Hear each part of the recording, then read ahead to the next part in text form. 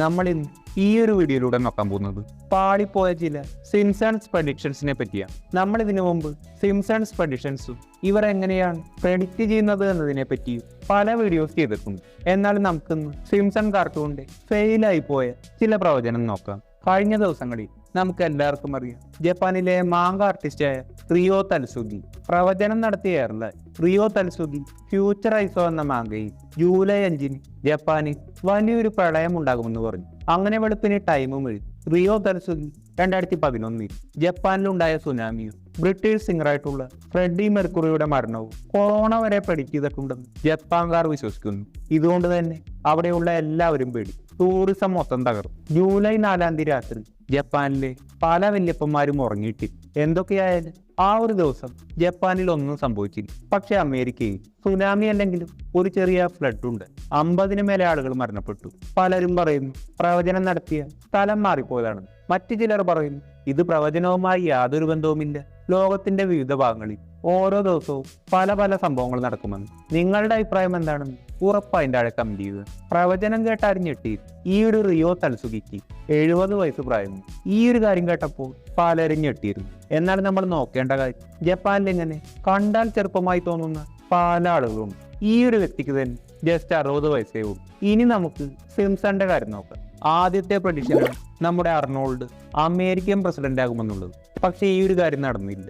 നമുക്ക് എല്ലാവർക്കും അറിയാം, വേൾഡ് വൈഡായി വളരെ ഫാൻ ബേസ് ഉള്ള വലിയൊരു നടൻ, മികച്ചൊരു ബോഡി ബിൽഡർ കൂടിയാണ് അർണോൾഡ്.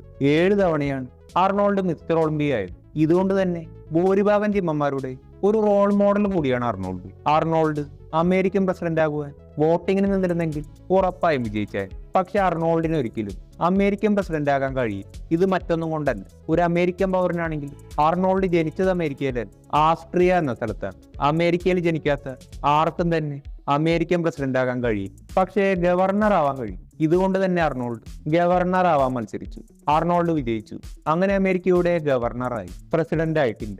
നമ്മൾ അർണോൾഡിന്റെ കാര്യം നോക്കിയാൽ business, cinema, body building, politics ഇതിലെല്ലാം തന്നെ വളരെ ബ്രില്യൻ്റ് ആയ വ്യക്തിയാണ്. നമ്മൾ കഴിഞ്ഞ വർഷങ്ങളിൽ ലോകത്തിലെ തന്നെ ഏറ്റവും റിച്ചസ്റ്റ് ആയിട്ടുള്ള നടന്മാരുടെ ലിസ്റ്റ് നോക്കിയാൽ 8ാം സ്ഥാനത്ത് അർണോൾഡ്, 9ാം സ്ഥാനത്ത് സിൽവസ്റ്റർ സ്റ്റലോൺ, 10ാം സ്ഥാനത്ത് ജാക്കി ചാനുമായിരുന്നു. ഷാരൂഖ് ഖാൻ 7ാം സ്ഥാനത്ത്. നമ്പർ 1 ഡ്യുവൻ ജോൺസൺ ആയിരുന്നു. എന്നാൽ നിലവിലെ കണക്ക് നോക്കിയാൽ ഡ്യുവൻ ജോൺസൺ 2ാം സ്ഥാനത്താണ്.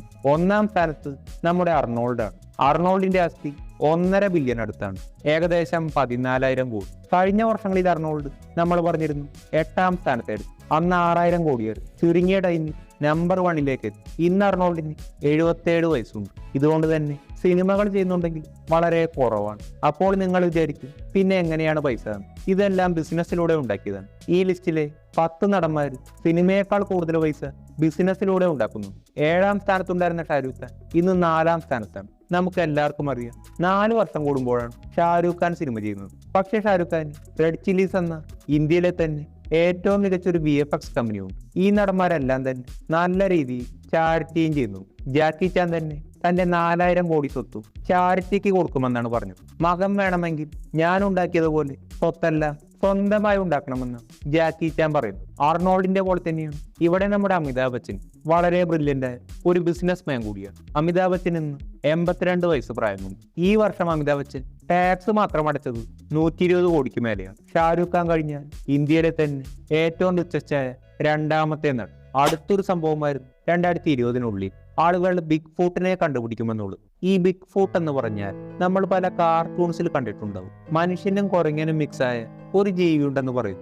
ഇന്ത്യയിൽ ഇതിനെ യതി എന്ന് വിളിക്കുന്നു. ഹിമാലയത്തിനടുത്ത് പല ആളുകളും യതിയെ കണ്ടു എന്ന പേര് പല റിപ്പോർട്ടുകൾ പറഞ്ഞിട്ടുണ്ട്. പക്ഷേ തെളിവുകളില്ല. മനുഷ്യനും കുരങ്ങനും മിക്സായ വളരെ വലിയ ബോഡിയുള്ള വെളുത്ത രോമങ്ങളുള്ള ജീവിയാണ് യതി എന്ന ജീവി. ഇതേപോലെ തന്നെയാണ് ബിഗ് ഫൂട്ട്. അമേരിക്കയിലെ പല ആളുകളും ബിഗ് ഫൂട്ടിനെ കണ്ടുവെന്ന് ഇപ്പോഴും പറയാറുണ്ട്. ഇതിൽ വളരെ ഫേമസ് ആയ ഒരു സ്റ്റോറി നമുക്ക് നോക്കാം. 1924 ആൽബർട്ട് ഓസ്മാൻ എന്ന വ്യക്തി ഒരു അഡ്വഞ്ചർ ട്രിപ്പിന് വേണ്ടി ഒരു കാട്ടിൽ പോയി. അങ്ങനെ രാത്രിയായി.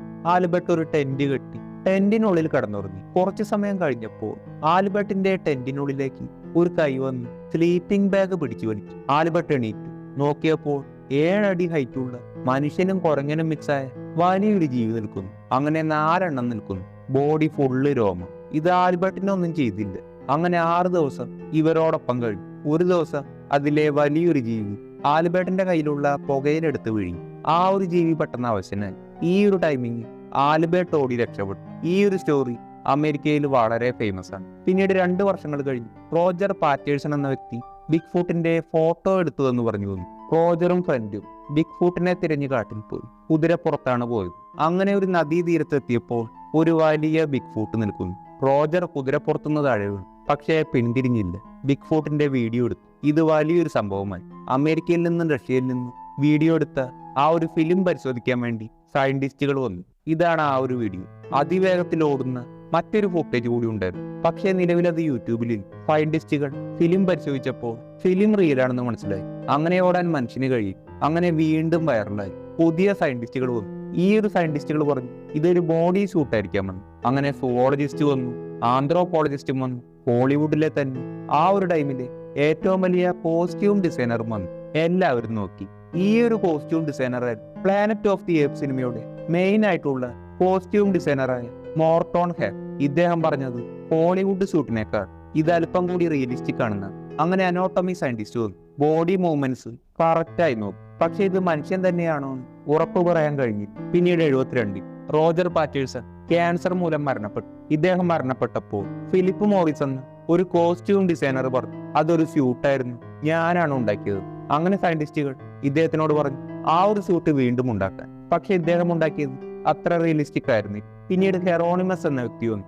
ഇദ്ദേഹം പറഞ്ഞു ആ ഒരു വ്യക്തി തന്നെയാണ് ഈ ഒരു സ്യൂട്ട് ഉണ്ടാക്കിയത്. മാത്രവുമല്ല ബിഗ് ഫൂട്ടായി അഭിനയിച്ചത് ഞാനാണ്. അങ്ങനെ 2 പേരെയും വിളിച്ച് ഈ ഒരു സീൻ റീക്രിയേറ്റ് ചെയ്യാൻ നോക്കി. പക്ഷെ അത് പരാജയപ്പെട്ടു. അങ്ങനെ നുണ പരിശോധന ടെസ്റ്റിനെടുത്തു. 2 പേരും പറയുന്നത് ഒരു കൺസിസ്റ്റൻസി ഇല്ലാത്ത കള്ളമാണെന്ന് മനസ്സിലായി. റോജർ മരണപ്പെട്ടുവെങ്കിലും കൂടെ ഉണ്ടായിരുന്ന ജിംലിൻ എന്ന വ്യക്തി ഇപ്പോഴും ജീവിച്ചിരിക്കുന്നു. ഇത് റിയൽ ആണോ ഫേക്ക് ആണോ എന്ന് ഇന്നും കൃത്യമായ തെളിവുകളില്ല. നമുക്ക് ഈ ഒരു സ്റ്റോറി വേണമെങ്കിൽ നമ്മുടെ ഹൊറർ ചാനൽ ചെയ്യാൻ വരും. നല്ല ത്രില്ലിംഗ് സ്റ്റോറിയാണ്. നിങ്ങൾക്ക് നമ്മുടെ ഹൊറർ ചാനൽ കാണണമെങ്കിൽ മാസ് കിങ്സ് എന്ന് സെർച്ച് ചെയ്താൽ മതി. അല്ലെങ്കിൽ കമ്മ്യൂണിറ്റി പോസ്റ്റിലൂടെയും കയറും. അടുത്തത് ലണ്ടന്റെ ഐക്കോണിക് ചിഹ്നമായ ബിഗ് ബെൻ ക്ലോക്ക് ഡിജിറ്റൽ ആവുമെന്നുള്ളതാണ്. അതും 2025. പക്ഷെ അങ്ങനെ നടന്നില്ല. ഇതത്ര ഈസി അല്ല. 1859 ബിഗ് ബെൻ ക്ലോക്ക് പണിതു. അത്രയും വർഷങ്ങൾ കൊണ്ടുള്ള ലണ്ടന്റെ ഒരു ഐക്കോണിക് ചിഹ്നമാണ്. ഇതുകൊണ്ട് തന്നെ ഇവർ ഒരിക്കലും ഇത് മാറ്റി ഡിജിറ്റൽ ആക്കാൻ പോകുന്നില്ല. ഇനി അങ്ങനെ വിചാരിച്ചാൽ ആളുകൾ സമ്മതിക്കില്ല. പലരും പറയുന്ന കാര്യമാണ് ഡൊണാൾഡ് ട്രംപ് പ്രസിഡന്റ് ആകുമെന്നുള്ള കാര്യം സിംസൺ പ്രെഡിക്റ്റ് ചെയ്തുവെന്ന്. ഇതെങ്ങനെ പ്രെഡിക്റ്റ് ചെയ്തുവെന്ന് നമ്മൾ മറ്റൊരു വീഡിയോയിൽ പറഞ്ഞിരുന്നു.